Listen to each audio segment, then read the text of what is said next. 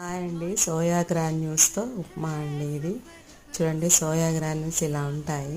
Water వేసి ఒక 15 minutes బాగా సోక్ చేసి 2 టైమ్స్ ఇలా స్క్వీజ్ చేస్తూ బాగా క్లీన్ చేయాలండి. అప్పుడే దానిలో బాగుంటుంది టేస్ట్గా. దానికి కావాల్సిన అన్ని వెజిటబుల్స్ ఏవైనా పర్వాలేదండి. జింజరు, గార్లిక్, టమాటో, కొంచెం ఆవాలు, జీలకర్ర పోపు వేసుకొని వెజిటబుల్స్ అన్నీ వేసి బాగా ఫ్రై అయ్యాక ఉప్పు, కారం, పసుపు, ధనియా పొడి, జీరా పొడి వేసుకొని సోయా గ్రాన్యూల్స్ కూడా వేసుకొని బాగా టాస్ చేసుకోవడం అండి. చాలా ఈజీ ప్రాసెస్. ఇది వెయిట్ లాస్ రెసిపీ అని కూడా అనొచ్చు. మంచి ప్రోటీన్ ఫుడ్. ఏ ఏజ్ వారైనా తీసుకోవచ్చు, ఏ టైంలో అయినా తీసుకోవచ్చు.